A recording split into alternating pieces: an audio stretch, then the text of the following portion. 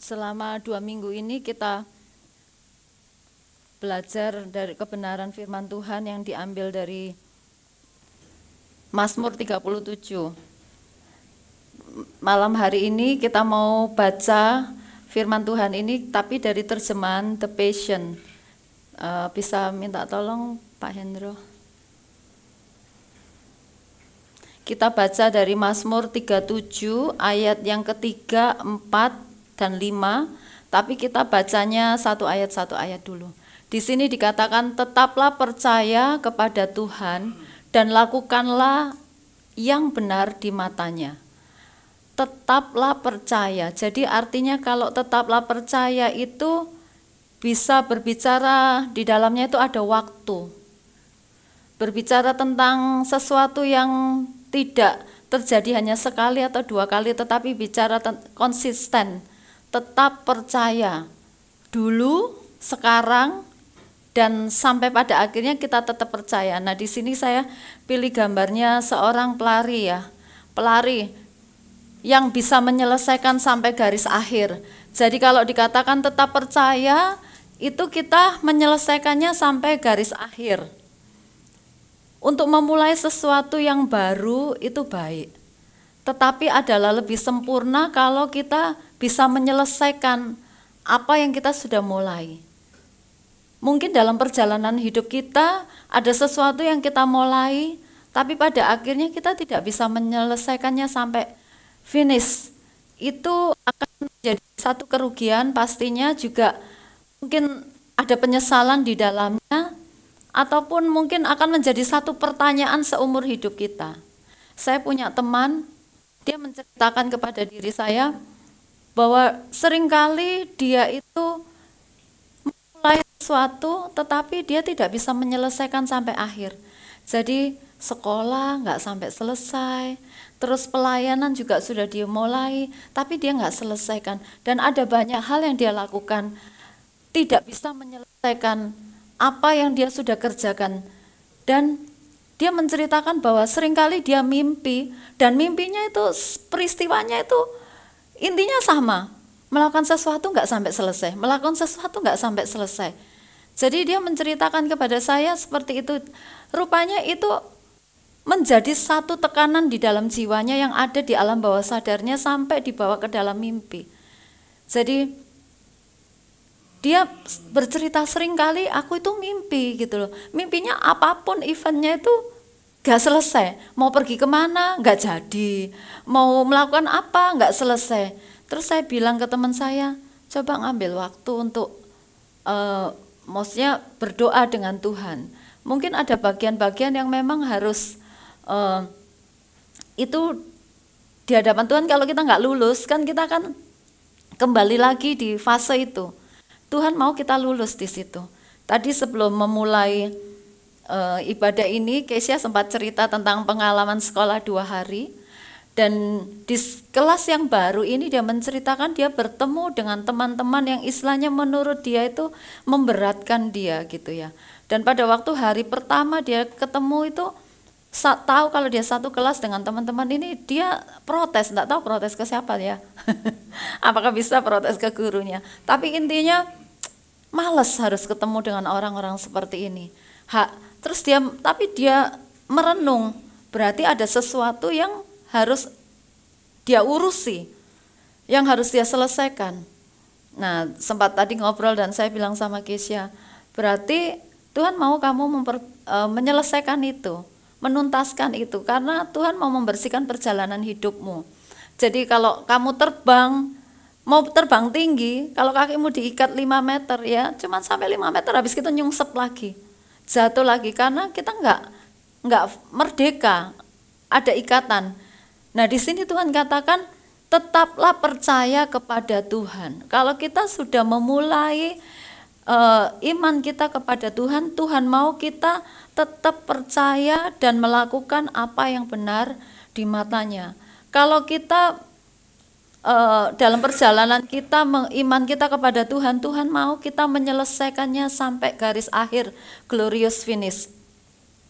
Kalau kita memiliki project atau apapun yang Tuhan berikan dalam hidup kita, atau mungkin ada pergumulan yang dialami oleh hidup kita, kita juga berdoa menginginkan itu mengalami terobosan, menginginkan itu ada jawaban, ada pemulihan. Mungkin sudah lama, berpuluh-puluh tahun mungkin, dan jawabannya itu belum muncul. Kita sudah berdoa, mungkin kita berdoa untuk keluarga kita supaya dia percaya Tuhan atau apa, tapi belum dijawab. Saya punya teman, dia berdoa untuk keluarganya sudah puluhan tahun, belum dijawab. Yang salah satu saudaranya yang akhirnya percaya, sekarang agak meliut gitu, menjauh kepada Tuhan. Jadi dia berpikir, Tuhan, Engkau bilang satu orang diselamatkan, seisi rumah akan diselamatkan. Ini kok rasanya tambah menjauh dari janji Tuhan. Tapi Tuhan katakan, tetaplah percaya kepada Tuhan dan lakukanlah apa yang benar. Dalam perjalanan kita mengikut Tuhan, dalam setiap tantangan-tantangan yang Tuhan izinkan untuk kita alami, Tuhan mau kita ada standarnya, melakukan apa yang benar di mata Tuhan. Seorang pelari, dia nggak bisa berlari dengan maunya sendiri. Ada aturan-aturannya, sepatunya sudah ditentukan. Juga kalau seperti olahraga juga bajunya juga sudah ditentukan. Nggak boleh pakai baju yang merepotkan langkahnya. Bahkan pada waktu pelari itu start awalnya itu waktu dia bersiap gitu, itu start awal salah, itu juga mempengaruhi kecepatan berlarinya dia gitu. Jadi semuanya ada ada aturannya, dan firman Tuhan mengatakan seorang pelari harus menguasai dirinya, seorang petinju harus memukul tepat sasaran. Jadi itu yang Tuhan mau untuk kita juga lakukan dalam hidup kita. Kita melakukannya dengan benar, seperti di hadapan Tuhan. Selanjutnya Pak Hendro. Tapi dalam perjalanan itu tidak semudah yang kita bisa sampaikan. Seringkali ada hal-hal yang di luar harapan kita. Di sini dari Ibrani 12 ayat 1 dan 2 dari terjemahan The Passion dikatakan, maka kita harus melepaskan setiap luka yang telah menusuk kita, luka yang menusuk kita, dan dosa yang begitu mudah kita jatuh. Jatuhnya ya di area-area situ-situ terus. Sudah minta ampun nanti kembali di situ. Ada yang pernah lakukan itu atau hanya saya? Saya punya kecenderungan dosa di area itu. Sudah minta ampun nanti balik lagi, ampun minta sampai segini. Tuhan terserah mau ampuni, terserah, gak diampuni terserah. Sampai saya benar-benar seperti kayak nggak sanggup untuk keluar dari sana. Jadi saya ngomong sama Tuhan, terserah kamu mau ampuni, terserah nggak diampuni, terserah. Saya pernah di titik itu. Tapi pada waktu saya ada di titik terendah itu, ada satu firman yang sepertinya itu firman yang jadi rema dan memerdekakan saya. Dikatakan gini, setiap orang yang ada di dalam Tuhan itu memiliki benih ilahi. Memiliki benih ilahi, dan orang itu tidak bisa berbuat dosa. Seperti kata-kata itu meloncat dari tulisan di Alkitab itu. Pada firman itu sering saya baca. Dikatakan orang yang ada di dalam Tuhan memiliki benih ilahi dan dia tidak bisa berbuat dosa. Kata tidak bisa berbuat dosa itu seperti memberikan kekuatan yang besar buat saya. Setiap kali dorongan temptation untuk melakukan dosa itu, saya ingat saya tidak bisa berbuat dosa. Saya tidak bisa berbuat dosa karena ada benih ilahi, ada benihnya Tuhan, ada DNA-nya Tuhan dalam hidup saya, dan saya tidak bisa berbuat dosa. Sejak saat itu saya dimerdekakan di area itu. Mungkin setiap kita punya kelemahan di area-area tertentu. Di sini dikatakan dosa yang begitu mudah kita jatuh. Tuhan mau supaya kita melepaskannya. Kenapa? Karena di ayat-ayat sebelumnya itu banyak saksi para pendahulu-pendahulu kita yang sudah menyelesaikan pertandingan imannya, dan mereka melihat kita dari alam heavenly realm itu ya, alam surgawi itu, dan mereka memberikan semangat, ayo you can do it, kamu bisa menyelesaikannya, ayo semangat. Waktu kita lelah, lemah, takut, Tuhan, mereka juga memberikan semangat, kamu pasti bisa selesaikan, Tuhan menolongmu. Jadi di sini dengan mata yang tertuju kepada yang bagaimana yang berkenan dikatakan melepaskan setiap luka. Luka yang menusuk. Tadi dalam perjalanan menuju sini saya tanya kepada suami saya, ketelusupan itu bahasa Indonesianya apa ya ketelusupan? Dan saya belum menemukan. Ketelusupan katanya gini, ya pokoknya tertusuk dan patah di dalam. Apa ketelusupan itu bahasa Indonesianya? Jadi Bapak Ibu pernah nggak ketelusupan? Rasanya gimana? Kalau sekalipun halus itu kan enggak enak ya. Kayak sengkring-sengkring gitu, dan itu buat kalau itu di kaki itu jalannya juga sakit gitu. Dan kita pasti akan berusaha mencabut, mencarinya. Dikatakan luka itu menusuk. Luka yang menusuk itu apa? Mungkin perkataan orang. Mungkin pandangan orang terhadap kita, sikap-sikap orang kepada kita. Dan itu menjadi seperti kayak batu sandungan buat kita untuk kita bisa melanjutkan perjalanan kita. Kalau di Mazmur 37 dikatakan, jangan engkau marah terhadap orang fasik, jangan engkau marah terhadap orang yang curang, tinggalkan panas hati, buang kejahatan. Dikatakan di Mazmur 37 itu dikasih nasihat-nasihat gitu. Orang fasik pasti akan lenyap, orang jahat pasti lenyap. Mereka sebentar aja seperti bunga rumput itu sebentar. Mari kita melakukannya dengan sesuai apa yang berkenan di hadapan Tuhan. Kalau ada luka-luka di dalam kita yang membuat kita tidak bisa melanjutkan perjalanan iman kita, membuat kita tidak bisa percaya kepada Tuhan, membuat kita sulit untuk mempercayai Tuhan, mari firman Tuhan katakan di Ibrani 12, mari kita melepaskannya. Dosa yang seringkali jadi hambatan buat kita, mari kita juga minta anugerah seperti lagu tadi dikatakan, oleh kuasa darah-Mu kita dimerdekakan, kita ditebus menjadi ciptaan yang baru. Saya sering mengatakan kepada diri saya sendiri, Kiki, kamu penguasa alam semesta. Kenapa? Karena Tuhan itu penguasa alam semesta. Dan mandat itu diberikan.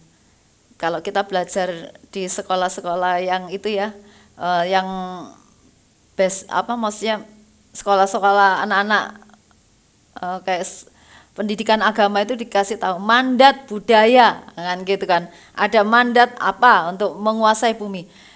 Mandat itu Tuhan berikan buat kita untuk berkuasa atas ikan-ikan di laut, untuk burung-burung di udara, atas semua ternak. Kita punya kuasa dan otoritas. Jadi saya sering mengatakan, Kiki kamu penguasa semesta. Kenapa? Karena mandat itu sudah diberikan Tuhan dalam hidupmu. Identitasmu itu adalah identitas yang sudah dipulihkan. Mari kita melihat diri kita seperti Tuhan melihat kita. Seperti lagu tadi yang kita nyanyikan bersama-sama, menjadi ciptaan yang baru. Kita punya kuasa, kita punya otoritas. Kalau kita mengalami masalah, setiap orang punya masalah. Tapi jangan membuat masalah itu seperti gini. Intinya firman Tuhan ngomong seluruh orang di muka bumi ini punya masalah. Nggak ada yang nggak punya masalah. Semua orang punya masalah. Jadi kalau kita punya masalah, Tuhan ngajarin apa? Tetap bersukacita, tetap mengucap syukur, menyatakan setiap keinginan doa dalam melalui doa dan permohonan dan ucapan syukur. Melakukannya sesuai dengan tuntunan Tuhan, bertindak seperti tuntunan Tuhan. Jadi pada waktu kita punya masalah, mungkin sakit penyakit, mungkin problem hubungan atau problem keluarga, jangan merasa kayak hidup kita ini orang yang paling menderita. Jangan merasa hidup kita ini kok cek sakno ya, soro, nelongso gitu ya. Jangan, semua orang punya masalah, nggak ada orang yang nggak punya masalah. Kita harus menghadapinya dengan senyum, kita harus menghadapinya dengan percaya, kita harus menghadapinya dengan semangat. Kenapa? Kalau kita nggak punya semangat, kitab Amsal katakan bahwa kecil kekuatan kita. Jadi apapun yang sedang kita alami harus punya semangat. Seperti Daud harus membangkitkan kepercayaannya kepada Tuhan. Sudah punya masalah, mau dilontari sama batu sama para pengikutnya, dia menguatkan kepercayaannya kepada Tuhan. Kalau kita ada di titik terendah, jangan terus kita mau meninggalkan dunia ini. Mari kita menguatkan kepercayaan kita kepada Tuhan, karena selalu ada pengharapan di dalam Tuhan. Dan semua orang di muka bumi ini mengalami permasalahan semuanya. Bukan kita satu-satunya orang di muka bumi yang punya masalah, tidak. Semua orang punya masalah. Saya ngomong sama Kesia kapan waktu, dia menceritakan permasalahannya kepada orang-orang yang tidak kenal Tuhan. Firman Tuhan katakan, kalau kita menceritakan masalah kita kepada orang yang tidak kenal Tuhan, kita seperti sumber air yang kotor, seperti air yang keruh. Ya iya, mereka aja nggak punya solusi, kenapa kita harus curhat sama mereka? Harusnya kita yang bisa berbagi kepada mereka kebenaran. Lah gimana kalau kita punya masalah? Ya datanglah ke Tuhan, karena Tuhan itu sumber dari semua solusi yang kita butuhkan. Jadi jangan kita jadi sumber mata air yang keruh. Kita curhat masalah kita kepada orang yang nggak kenal Tuhan, nggak ketemu. Gitu. Itu firman Tuhan yang katakan. Di sini dikatakan, maka kita akan mampu berlari, minta tolong Pak. Maka kita akan mampu berlari dalam lomba maraton kehidupan dengan penuh semangat dan tekad, karena jalannya telah ditandai di hadapan kita. Jalannya telah ditandai, artinya bukan kita yang pertama kali ada di race itu, di track itu. Bukan kita yang pertama kali seperti seorang naik gunung. Pada waktu orang yang membuka awal, dia yang akan memberikan tanda-tanda, dia akan menempelkan sesuatu untuk orang-orang yang berikutnya, sehingga pada waktu pendaki gunung naik yang lainnya, dia akan mengikuti jejak yang sudah dibuat oleh orang-orang yang pendahulunya, dan mereka membuka jalan setapak, gitu ya. Jadi Tuhan Yesus itu yang pendahulunya, dikatakan dia seperti sau yang dilabuhkan di belakang tabir, dan Tuhan Yesus itu yang pertama, dan kita tinggal ngikut dia. Supaya kita nggak tersesat, kita harus ikut semua aturan yang Tuhan tetapkan dalam pertandingan kehidupan itu, lomba maraton kehidupan.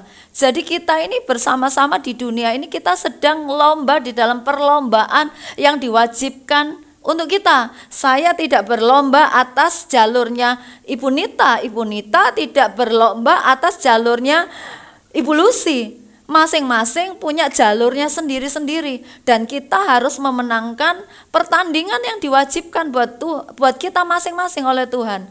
Kita ada di dalam lomba maraton kehidupan, dan Tuhan mau kita semangat, Tuhan mau kita punya tekad untuk kita bisa menyelesaikannya, karena Tuhan itu sudah memberikan tanda. Saya pernah naik gunung dan rasanya sudah tidak punya kekuatan tuh bisa menyelesaikan sampai puncak, dan apalagi turun ke bawah, nggak punya. Tetapi sudah mau, karena apa? Nafas saya sudah melatih kaki saya supaya kuat, kakinya kuat, ternyata nafasnya nggak kuat, sampai mau mati rasanya, sungguhan kayak mau kecekik, kena belerang, itu sudah panik semua, sudah kayak gitu, menakutkan gitu ya.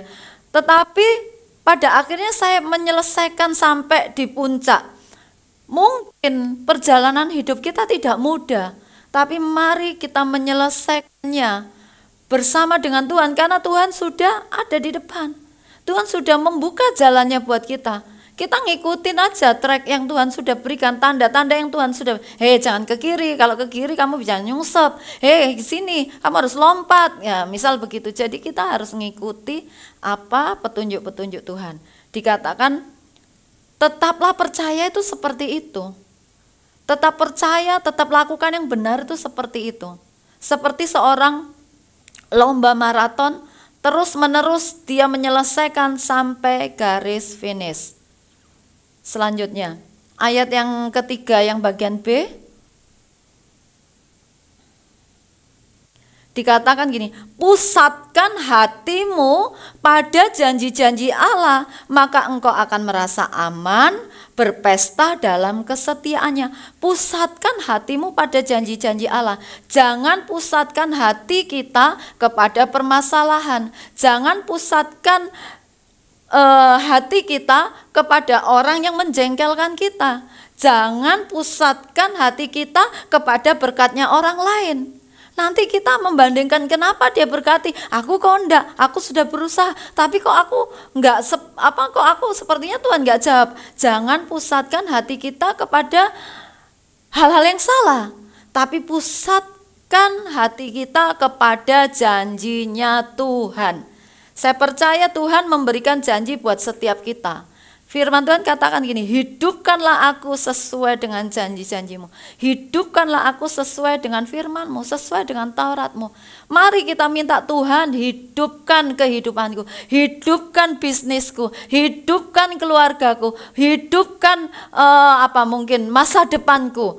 Hidupkan Tuhan sesuai dengan janji-Mu. Area mana Tuhan dalam hidupku yang mati, yang mandul, yang tidak berbuah, hidupkan Tuhan sesuai dengan firman-Mu, sesuai dengan apa yang Kau katakan. Maka engkau akan merasa aman, berpesta dalam kesetiaan Tuhan. Dikatakan kalau kita memperhatikan perintah Tuhan, katanya Alkitab, dan saya percaya itu betul, bahwa hatimu itu damai sejahteramu seperti sungai yang tidak kering, kebahagiaanmu seperti gelombang lautan yang terus menerus.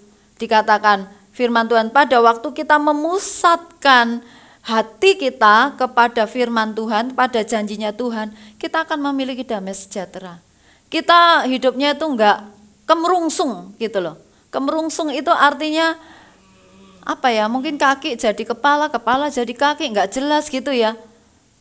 Kita bingung sendiri dengan apa yang ada di otak kita gitu. Tapi Tuhan bilang, pusatkan hatimu pada janji Tuhan. Sini saya cari, Tuhan pusatkan, Tuhan kasih, laser.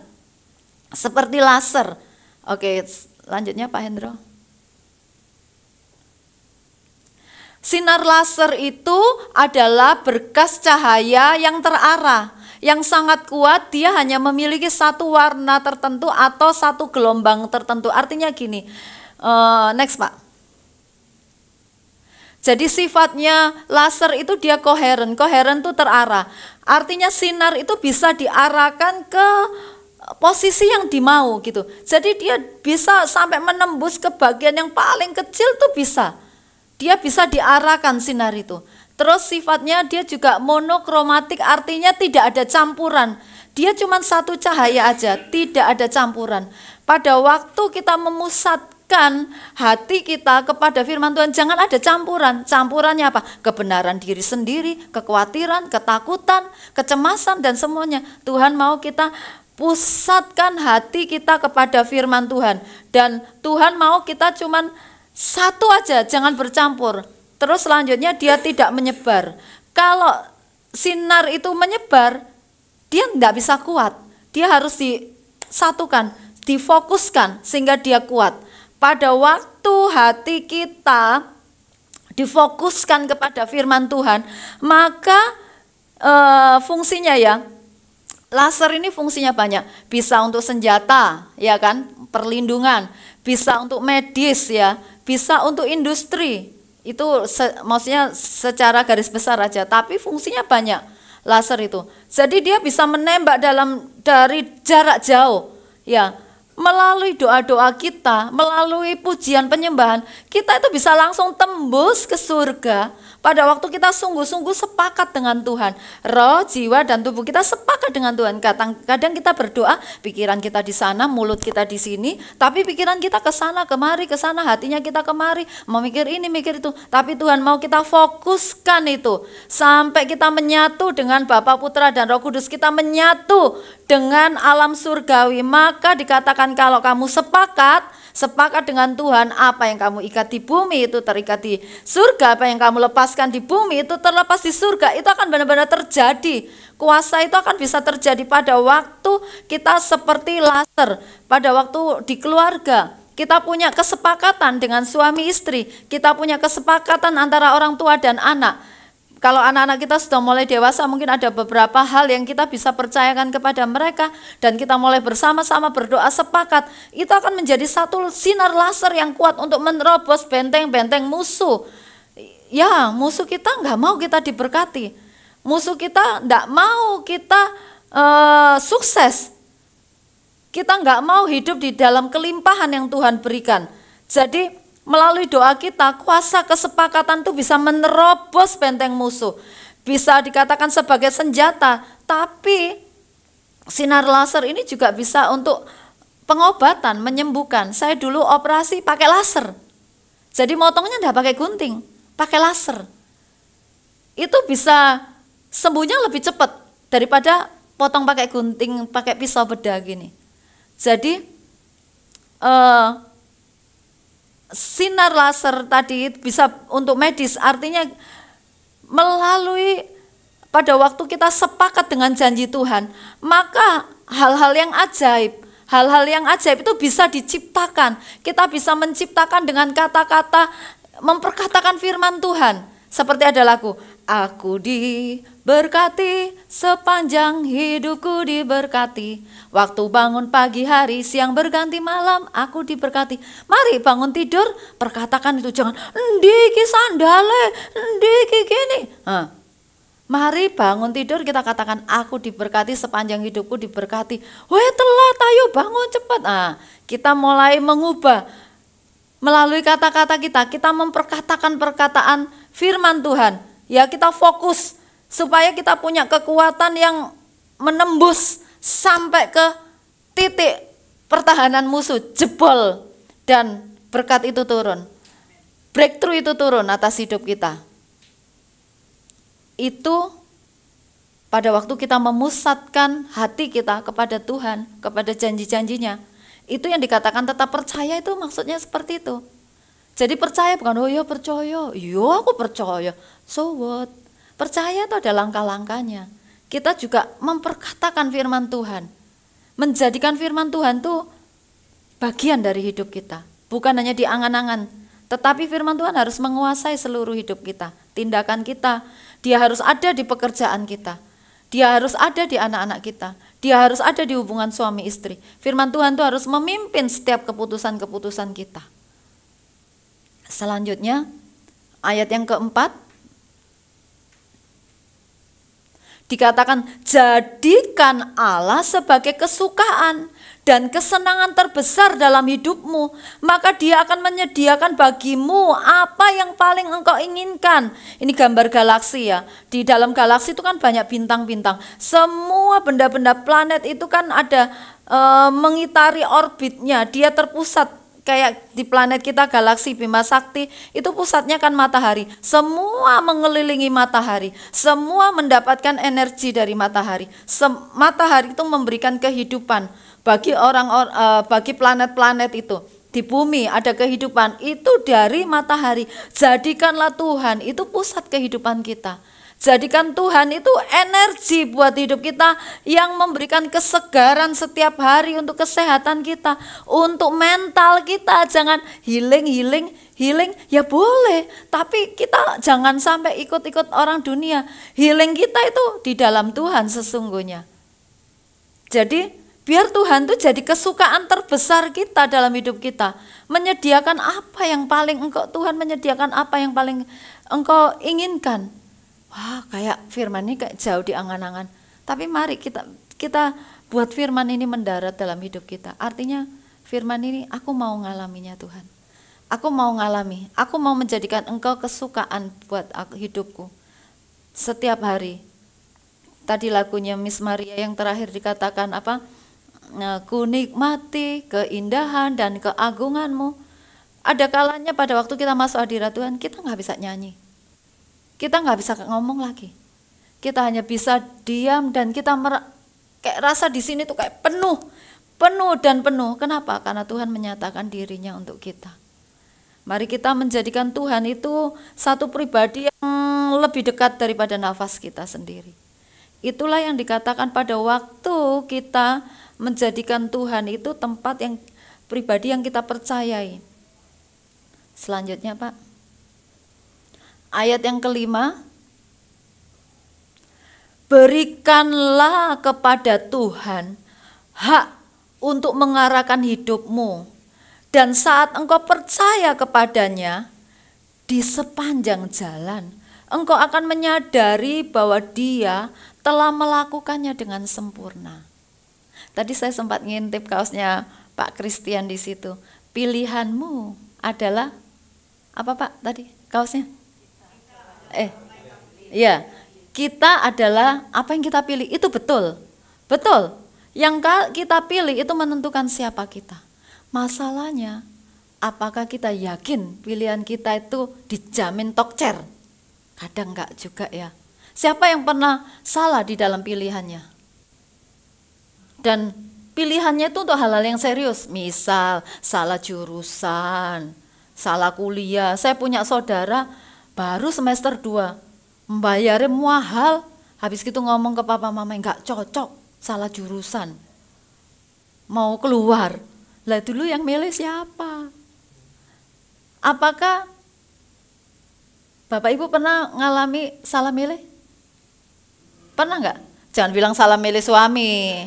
Gak bisa itu, gak ada ceritanya ya. Sampai gak bisa ngomong. Jadi saya juga pernah ngalami salah pilihan dan hasilnya akibatnya itu harus bayar kesalahannya dan bisa bertahun-tahun bayar kesalahannya itu. Tapi Tuhan pasti kasih anugerah. Kalau kita bertobat Tuhan kasih anugerah. Tapi firman ini katakan berikan kepada Tuhan hak untuk mengarahkan hidupmu. Pilih mana? Kamu yang pilih atau menyerahkan haknya kepada Tuhan? Mari kita belajar menyerahkan hak kepada Tuhan. Ada lagu ya, Dia berdaulat. Lagunya apa? Yang kau berdaulat dalam hidupku, gitu. Yakin? Atau hanya nyanyi? Nah, Tuhan kita izinkan untuk mengarahkan hidup kita. Maka sebenarnya gini, pada waktu kita menyerahkan memberi hak kepada Tuhan untuk mengarahkan kita, Tuhan itu bukan otoriter, maksa, harus tidak. Itu adalah kehendak bebas kita. Kamu boleh milih, kita boleh milih. Mau serahkan atau enggak itu haknya kita. Tetapi dikatakan kalau kamu menyerahkan haknya kepada Tuhan, maka engkau dan percaya ya, bukan diserahkan terus marah. Saya pernah menyerahkan hak kepada Tuhan karena Tuhan sudah ngomong. Maunya Tuhan begini. Tuhan sih nggak maksa, tapi setiap hari ngomong. Repot ya.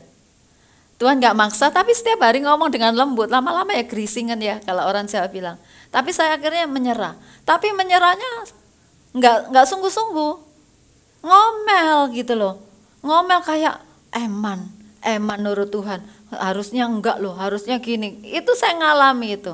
Tapi di sini dikatakan kalau menyerahkan kepada Tuhan dan engkau percaya, harus percaya. Sudah diserahkan, Tuhan, engkau ya, aku ikut engkau, aku nurut engkau. Ya harus percaya, jangan seperti saya. Sudah menyerahkan, habis gitu saya enggak sepakat. Nanti apa-apa, makan ya lo Tuhan, deloken gini lo Tuhan, kayak ngomel terus. Akhirnya saya enggak dapat berkat. Karena saya enggak bulat hati saya untuk percaya kepada Dia. Maka kalau kita percaya, engkau akan menyadari bahwa Tuhan melakukannya dengan sempurna. Tuhan menyelesaikannya dengan sempurna. Tuhan menjawabnya dengan sempurna. Saya suka lagu ini, apa yang tak pernah dilihat mata, yang tak pernah didengar telinga, apa yang tak pernah timbul di hati kita, itu Tuhan sediakan. Hari-hari ini saya nyanyi lagu itu terus. Mari kita, ini mungkin minggu kedua ya, minggu kedua. Nanti sampai dengan akhir minggu ini, mungkin bulan depan tema jemaat HOC mungkin lain, bukan berserah kepada Tuhan dan percaya lagi, dan Tuhan akan bertindak, tapi mungkin tema-tema yang lain. Tapi biar kita merenungkan, kita tetap percaya, kita tetap memfokuskan hati kita kepada Tuhan seperti laser tadi, sampai menembus ya di dalam ketepatan, terjadi breakthrough, terjadi jawaban. Mungkin kita sudah berdoa, mana ini sudah bertahun-tahun doa kok engkau nggak bertindak, katanya bertindak, mana ini? Nah, mari kita menyatukan kekuatan dengan Tuhan, sepakat dengan Tuhan.